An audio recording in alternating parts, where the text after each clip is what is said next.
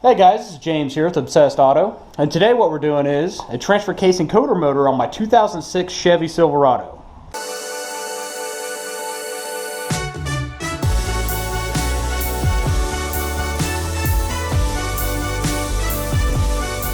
Now the reason why we're doing this today is because I have a service 4-wheel drive light on, which should be popping up on your screen right about now.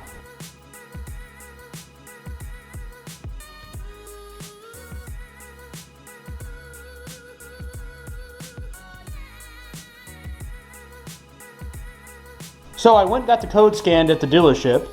It looks like I need to do transfer case encoder motor. So that's what we're going to be doing today. The tools you'll be needing for this project are a 15mm and an 11mm, and also a paint marker, that way we can mark the drive shaft when we take it out. So, let's get to it, shall we? Alright guys, so we're underneath the truck now, and right here is the transfer case. There's the front drive shaft, and you probably can't see it, but the transfer case encoder motor is behind the drive shaft there. So the first thing we need to do is actually remove this skid plate here, which is, it looks like 4 15mm bolts. So we're going to get that removed. Then we can remove the front drive shaft with 4 11mm bolts. And then we can get to the transfer case encoder motor, which is 3 15mm bolts. So we're going to get to that now.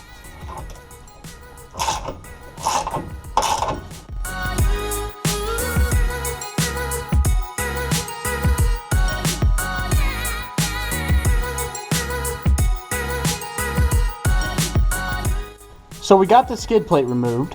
So the next step is we actually need to mark the drive shaft so that we can make sure that we put it in the exact same location that it is in right now. So we're going to go ahead and do that real quick here. We just got a little paint marker, but a Sharpie would work as well.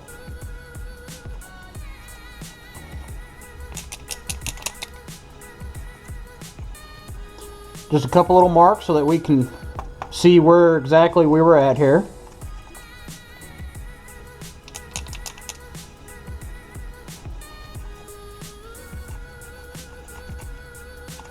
As you can see, my marker is actually dying on me, so hopefully you guys have a little bit of a better marker. But that should be enough for us to at least know which side went to what.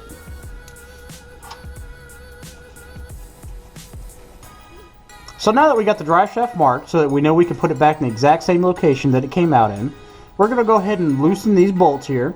So what we actually did was we stuck a screwdriver through the drive shaft here just to hold it in place while we're loosening the bolts.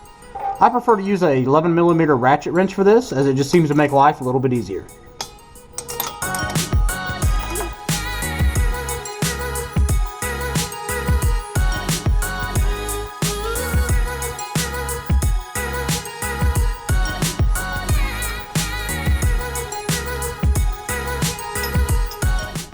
Since it appears that this has never been removed from the factory, we actually had to break this little clamp here with a flat tip screwdriver.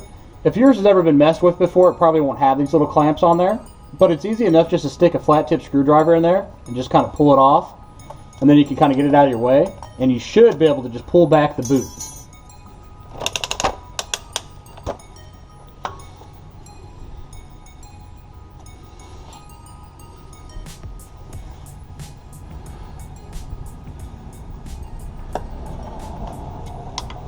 There. So now what we're going to do is we're actually going to get the drive shaft out of here. So we're just going to use a flat tip screwdriver or a small pry bar and just kind of wiggle it on out.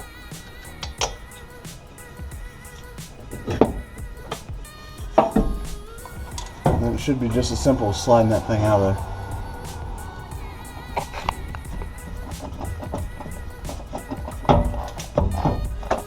there. Grab it up at the yoke. Up here. And just slide it on out. Bingo. Now that the drive shaft's removed, you'll be able to get to your 3 15mm bolts. Alright, so now you guys will be able to see the 3 15mm bolts. We've got one here, and one here. I do apologize in advance. It's going to be very hard to get a camera angle on this since we are working on the ground. But anyways, they're just 15mm bolts, and we're going to remove them now. And that should be all that holds the transfer case encoder motor onto the truck.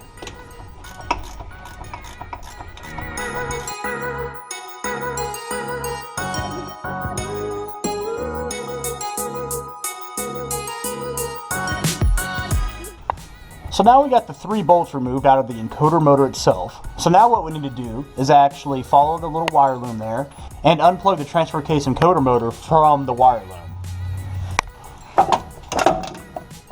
This gasket here, we will reuse this gasket. Since the new encoder motor does not come with one, you have to buy it separately, but this one looks fine. So we're going to go ahead and reuse this one. That'll make things a little more manageable.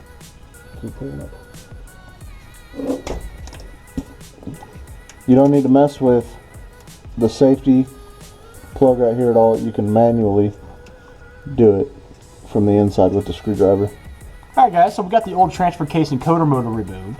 So now what we're going to do is verify that it is the correct part just by kind of looking at it. You can kind of see the new one over here versus the old one. 11 years old, brand new. They look exactly the same, so I think we're good to go. So what we need to do next is actually plug in the new encoder motor right here. That way we can set it to 2-wheel drive, because that's what position the old encoder motor was in. And before this will go in correctly, we need to make sure it's in 2-wheel drive, because that's what position the transfer case is set in right now. Alright, so now we're inside the truck here, and what we're going to do is turn the ignition on to the on position. And right off the bat, I have no service 4-wheel drive light, and as we can see, it's showing neutral position exactly how it's supposed to.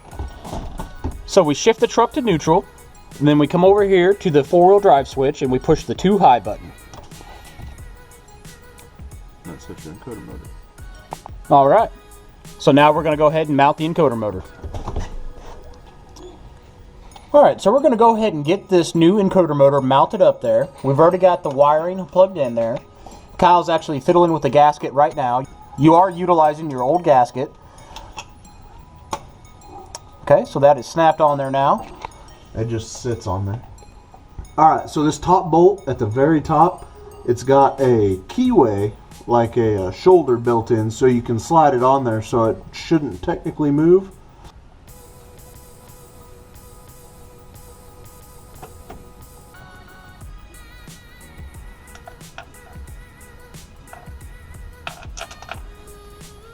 It's always good to feel the hole.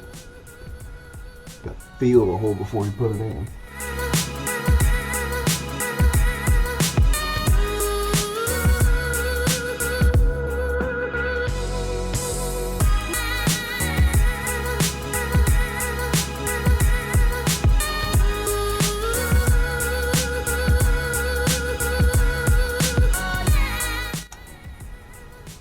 All right.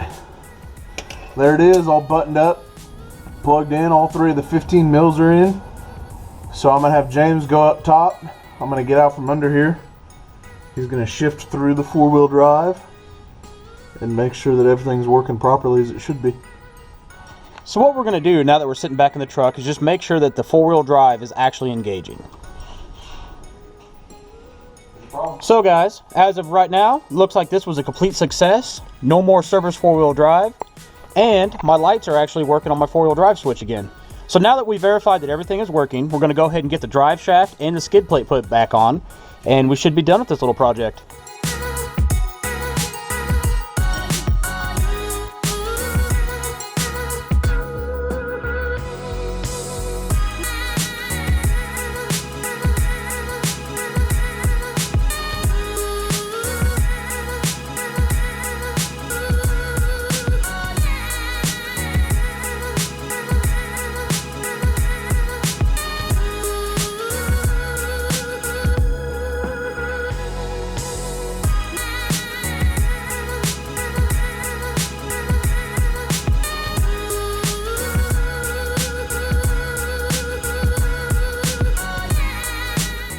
Alright guys, so as you can see, the front drive shaft is put in. The 4 11mm bolts are tight with the cups. We got the skid plate on with the 4 15mm. And right up there, we've got the new transfer case encoder motor, if you can see that. So hopefully, this helped you guys. We like to do pretty in-depth videos for you, so then, you know, I mean, you guys run into any snags, you know kind of the gist of what needs to happen. So if you did find this helpful, please go to the bottom and hit that thumbs up button. Give this a like.